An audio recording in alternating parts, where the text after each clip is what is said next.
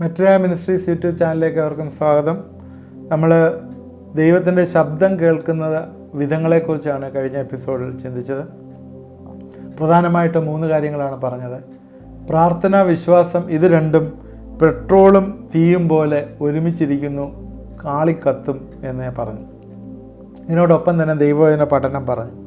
അതുകൊണ്ട് വിശ്വാസവും പ്രാർത്ഥനയും ദൈവവചന പഠനവും നമ്മുടെ ജീവിതങ്ങളിലെ ഏറ്റവും ആവശ്യമാണ്. അപ്പോഴേ ദൈവം നമ്മളോട് സംസാരിക്കുന്നു എന്നുള്ളത് നമ്മൾ തിരിച്ചറിയും എന്ന് പറഞ്ഞു. ദൈവശബ്ദം കേൾക്കുന്ന പലപ്പോഴും പ്രാർത്ഥനയിലൂടെയാണ്. അതിൻ്റെ കൺഫർമേഷൻ ദൈവവചനത്തിൽ നിന്ന് വരുന്നു എന്ന് പറഞ്ഞാണ് നമ്മൾ അവസാനിപ്പിച്ചത്. അതുകൊണ്ട് ഈ ദൈവശബ്ദത്തോട് കേൾക്കാനായിട്ട് നമ്മൾ കാതോർത്തിരിക്കണം. നമ്മൾക്ക് ഓരോ ദിവസവും ഈ ലോകത്തിൽ ജീവിക്കാനായിട്ട് ഒരു അഡ്വൈസ് ദൈവത്തിൻ്റെ വചനത്തിൽ നിന്നും ദൈവശബ്ദത്തിൽ നിന്നാണ് നമുക്ക് കേൾക്കുന്നത്. അബ്രഹാം ഇറങ്ങിയപ്പോൾ മുതൽ കണ്ടിന്യൂസ് ആയിട്ട് ദൈവശബ്ദം കേട്ടതായിട്ട് നമ്മളെ കാണും. ഒരിക്കലങ്ങ് കേട്ട് പിന്നെ അങ്ങ് നിൽക്കുന്നതല്ല, അത് കണ്ടിന്യൂസ് ആയിട്ട് ദൈവശബ്ദം കേട്ടു. പൗലോസ് ദൈവശബ്ദം കേട്ട് ഇറങ്ങിയതാണ്, ഇറങ്ങിയിട്ട് അത് കണ്ടിന്യൂസ് ആയിട്ട് കേട്ടുകൊണ്ടിരിക്കുകയാണ്. എന്നാൽ ഇന്ന് ചിലപ്പോൾ നമ്മൾ ഈ കണ്ടിന്യൂസ് ആയിട്ടുള്ള ശബ്ദങ്ങൾ കേൾക്കണമെന്നില്ല. അത് കാരണം എന്താണെന്ന് വെച്ചാൽ അന്ന് ഇവർ കേട്ട ശബ്ദങ്ങളെല്ലാം നമുക്ക് എഴുതി കിട്ടിയിട്ടുണ്ട്. അതാണ് നേരത്തെ നമ്മൾ വായിച്ച ദൈവവചനത്തെക്കുറിച്ച് പറഞ്ഞത്.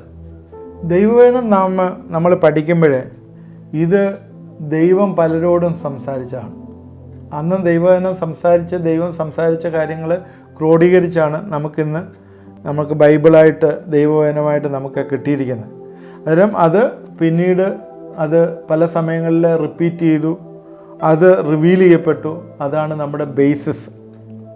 അതുകൊണ്ട് ഏത് വെളിപ്പാടായാലും നമ്മൾ പ്രത്യേകം ശ്രദ്ധിക്കുക. ചില ആളുകളെ സംബന്ധിച്ചിടത്തോളം ഈ വെളിപ്പാടുകൾ പറയുന്ന ആൾക്കാരുണ്ട്.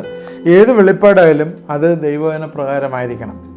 അതിനാൽ നല്ല വിലത്ത് വീണ വിത്ത് 30, 60, 100 മേനി ഫലം കായ്ക്കും. നല്ലതുപോലെ ഒരുക്കി നിലത്തിൽ ദൈവവചനം ഇടുമ്പോൾ നിൻ്റെ വിശ്വാസം വർദ്ധിക്കും, പ്രാർത്ഥനയ്ക്ക് ഉത്തരം വരും. അതുകൊണ്ട് ദൈവശബ്ദം കേൾപ്പാൻ കൊതിക്കുക. പ്രാർത്ഥിക്കുന്ന സമയത്ത് ദൈവം നിന്നോട് സംസാരിക്കും. വിശ്വാസം പറഞ്ഞുകൊണ്ടേയിരിക്കുക. പ്രസംഗങ്ങൾ കേൾക്കുമ്പോഴും പലപ്പോഴും ദൈവശബ്ദം കേൾക്കും. അതുകൊണ്ട് ഈ നിൻ്റെ ജീവിതത്തിലെ 14 ദിവസമായിട്ട് കറങ്ങിക്കൊണ്ടിരിക്കുന്ന കപ്പലിനകത്തുള്ള അനുഭവങ്ങൾ പോലെ ആണെങ്കിൽ പോലും, പലരും പ്രതികൂലത്തിലാണെങ്കിൽ പോലും അവിടെ ദൈവശബ്ദം കേൾക്കുമ്പോഴേ, പൗലോസ് പറഞ്ഞതുപോലെ ദൈവശബ്ദം കേൾക്കുമ്പോഴേ നിൻ്റെ ജീവിതത്തിൽ സാഹചര്യങ്ങൾ എന്തായാലും നിനക്കൊരു കോൺഫിഡൻസ് വന്നു ചേരും എന്നുള്ളത് സത്യമാണ്. ഇനിയും ഞാൻ പറയാനായിട്ട് ആഗ്രഹിക്കുന്നത്, ഈ ദൈവശബ്ദം പരാജയങ്ങളെ മാറ്റുന്ന ഒന്നാണ്. നമ്മുടെ ജീവിതത്തിലെ പരാജയങ്ങൾ എവിടെയുണ്ടോ അവിടെ മാറ്റുന്നതാണ്. ഇനി അടുത്ത ചിന്തകൾ അങ്ങനെയാണ് വരുന്നത്. ഈ ദൈവശബ്ദം കേട്ട ജനം തെറ്റിപ്പോകാനുള്ള സാധ്യതയും ഉണ്ട് പല സമയങ്ങളും. കാരണം പിശാച് കറങ്ങിക്കൊണ്ടിരിക്കുകയാണ്. നേരത്തെ പറഞ്ഞു ഒരിക്കലേ ഹോശയുടെ പുസ്തകം 2-ാം അധ്യായത്തിലെ ഇസ്രായേലുമായിട്ട് ബന്ധപ്പെട്ട് പറയുന്ന വാക്യം 2:14 അതുകൊണ്ട് ഞാൻ അവളെ വശീകരിച്ച് മരുഭൂമിയിൽ കൊണ്ടുചെന്ന് അവളുമായി ഹൃദ്യമായി സംസാരിക്കും. അവിടെ നിന്ന് ഞാൻ അവൾക്ക് മുന്തിരിത്തോട്ടങ്ങളെയും പ്രത്യാശയുടെ വാതിലായ ആഖോർ താഴ്വരയും കൊടുക്കും. അവൾ അവിടെ അവളുടെ യൗവനകാലത്തിൽ എന്ന പോലെ അവൾ മിസ്രൈം ദേശത്ത് നിന്ന് പുറപ്പെട്ടു വന്ന ആളിലെ പോലെയും വിധേയാവും. ഇവിടെ ദൈവത്തിൻ്റെ സ്വന്തം ജനം ദൈവത്തിൻ്റെ കയ്യിൽ നിന്ന് വശീകരിക്കപ്പെട്ട് കൊണ്ടുപോയതായിട്ട് കാണുന്നു. അതിൻ്റെ ആദ്യത്തെ ഭാഗങ്ങളിൽ പറയുന്നുണ്ട്, ഇതെൻ്റെ ജാരന്മാർ എനിക്ക് തന്ന സമ്മാനങ്ങൾ എന്ന് പറഞ്ഞാൽ അവൾ ബാൽ വിഗ്രഹങ്ങൾക്ക് ധൂപം കാണിച്ചു. അങ്ങനെയുള്ള ഭാഗങ്ങൾ അതിൽ എഴുതിയിട്ടുണ്ട്. അതുകൊണ്ട് ദൈവത്തിൻ്റെ ജനം ദൈവശബ്ദം കേട്ടുകൊണ്ടിരുന്ന ആളുകൾ തന്നെ അവർ വശീകരിക്കപ്പെട്ട് പോകുന്ന അവസ്ഥയുണ്ട്. എന്നാൽ ജനത്തെ വശീകരിച്ചുകൊണ്ട് പോകാൻ ദൈവത്തിന് ഇഷ്ടമില്ലാത്ത കാര്യമാണ്. വാഗ്ദത്തം ഉള്ളവനെ പിശാച് ഏറ്റവും കൂടുതൽ വശീകരിച്ചു കൊണ്ടുപോകുന്നത്. വാഗ്ദത്തം ഉള്ളവനെയാണ് കൊണ്ടുപോകുന്നത്. തെറ്റിച്ചുകൊണ്ട് പോകണം എന്ന് ചിന്തിക്കണം. അവനോടുള്ള ഒരു ദൈവപ്രവൃത്തി വെളിപ്പെട്ട് വരുമ്പോഴേ പിശാച് അത് തടയാനായിട്ട് മാക്സിമം ശ്രമിക്കും, ഏതൊക്കെ രീതിയിലും ശ്രമിക്കും. ദൈവവുമായി നിങ്ങൾ ചേർന്ന് ജീവിപ്പാനായിട്ട് ആഗ്രഹിക്കുമ്പോഴേ അതിനെതിരായിട്ട് പിശാച് പ്രവർത്തിക്കാനുള്ള എല്ലാ സാധ്യതയുണ്ട്. എന്നാൽ അതിനെ ബീറ്റ് ചെയ്യാനായിട്ട് ഇന്ന് ദൈവം നിങ്ങൾക്ക് അധിക ശക്തി തരും. ഇതൊരു പ്രോസസ്സാണ്. പിശാച് വീണ്ടും അറ്റാക്ക് ചെയ്യും, ദൈവം വീണ്ടും നിങ്ങൾക്കതിനെ സൂപ്പർസീഡ് ചെയ്യാനുള്ള ശക്തി തരും. വീണ്ടും പിശാച് കുറേ കൂടി അറ്റാക്ക് ചെയ്യും, വീണ്ടും ദൈവം നിങ്ങൾക്ക് അതിനുള്ള ശക്തി തരും. അങ്ങനെ അതിജീവിക്കുന്ന ശക്തി നിങ്ങളിലേക്ക് വരുമ്പോൾ നിങ്ങൾ മേൽക്കുമേൽ ശക്തി പ്രാപിക്കും. അപ്പോഴേ ദൈവത്തിൻ്റെ ശബ്ദം കേട്ട് ശക്തി പ്രാപിക്കുവാൻ, മേൽക്കുമേൽ ശക്തി പ്രാപിക്കുവാൻ നമ്മൾ ദൈവത്തിലേക്ക് വിധേയപ്പെടുത്തണം. ഒരു പക്ഷേ ഏതെങ്കിലും രീതിയിൽ വശീകരിക്കപ്പെട്ട് വീണുപോയാൽ തിരിച്ചു കയറാനായിട്ട് സമയമെടുക്കും. ഇപ്പം ഉദാഹരണം പറഞ്ഞാൽ, ഒരു അസുഖം വന്ന് ഹോസ്പിറ്റലിൽ അഡ്മിറ്റ് ചെയ്ത് ചെറിയ ജലദോഷമൊക്കെ ആണെങ്കിൽ പെട്ടെന്നങ്ങ് മാറി അങ്ങ് ചിലപ്പോൾ പെട്ടെന്നങ്ങ് ആരോഗ്യം പ്രാപിക്കും. എന്നാൽ ഒരു വലിയ അസുഖമാണ്, അല്ലെങ്കിൽ ഒരു ടൈഫോയിഡ് പോലുള്ളൊരു അസുഖമൊക്കെ വന്ന് ഹോസ്പിറ്റലിൽ അഡ്മിറ്റ് ചെയ്ത് കിടക്കേണ്ടി വന്ന് കുറേ നാൾ റെസ്റ്റ് വേണ്ടി വരും. അങ്ങനെയൊക്കെ വന്നു പോയാൽ കുറേ നാളെടുക്കും നിങ്ങൾ വീണ്ടും ആ പഴയ നിലയിലേക്ക് തിരിച്ചു വരുവാൻ.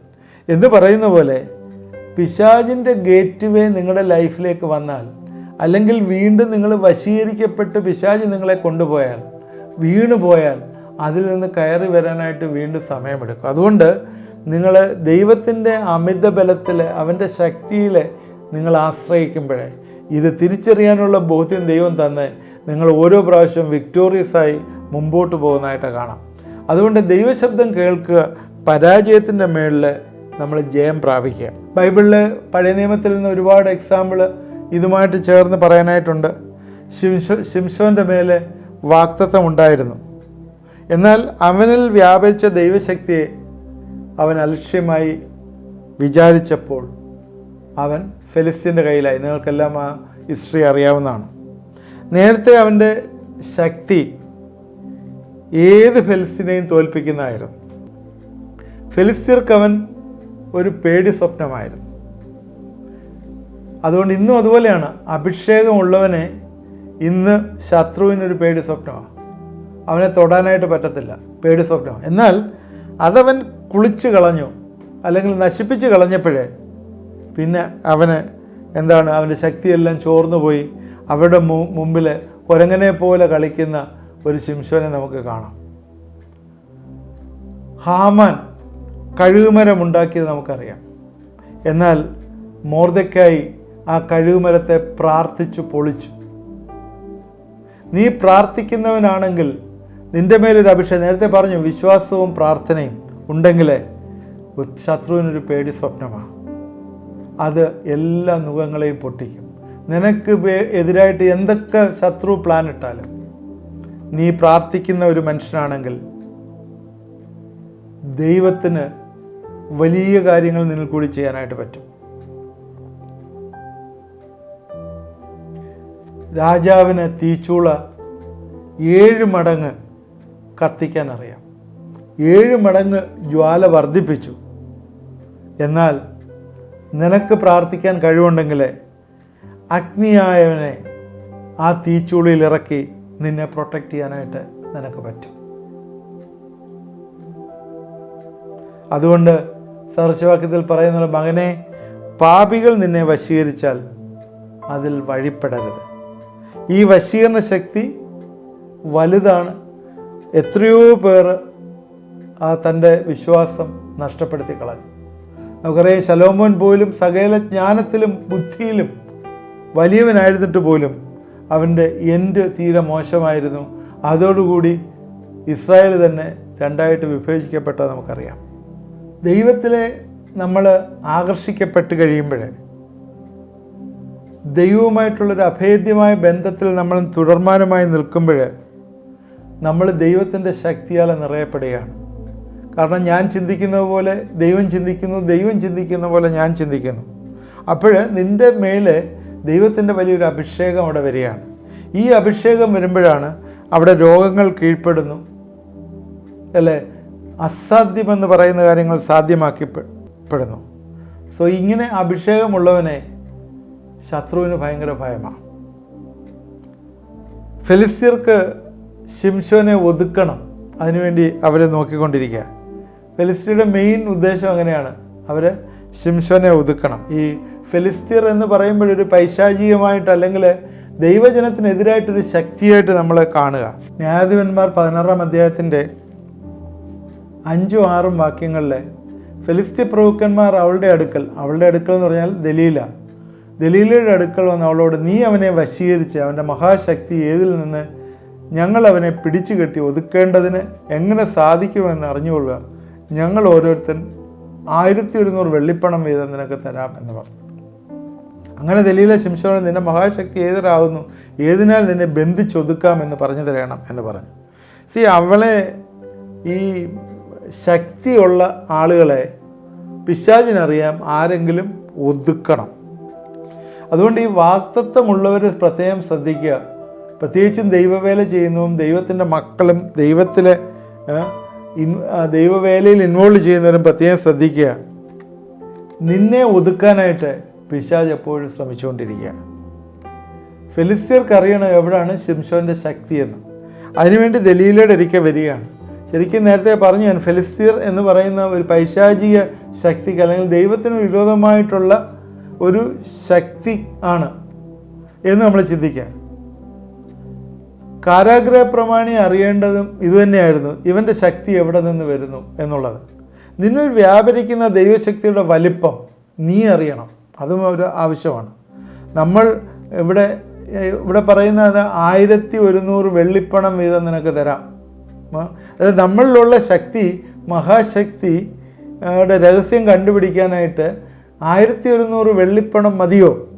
അന്നേരം ഒരു കാര്യം ഓർക്കുക, ഈ വെള്ളിപ്പണത്തേക്കായും ഒക്കെ എക്സീഡ് ചെയ്യുന്നതാണ് ഓരോരുത്തരിലും വ്യാപരിക്കുന്ന ദൈവശക്തി. അതുകൊണ്ട് നീ പറയേണ്ട ആവശ്യം, ഈ ശത്രുവിന് നിൻ്റെ വീട്ടിലോട്ട് യാതൊരു എൻട്രിയുമില്ല.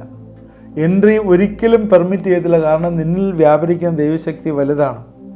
ശത്രു കയറി വരുന്ന ഏതൊക്കെ പഴുതുകളാണെങ്കിലും അതെല്ലാം ബ്ലോക്ക് ചെയ്യണം. നിന്നെ നശിപ്പിച്ച വഴികൾ, നീ പാസ്റ്റിൽ നിന്നെ നശിപ്പിച്ച ഒരുപാട് വഴികളുണ്ട്. നീ രക്ഷിക്കപ്പെടുന്നതിന് മുമ്പ് നീ പോയ ഒരുപാട് വഴികളുണ്ട്.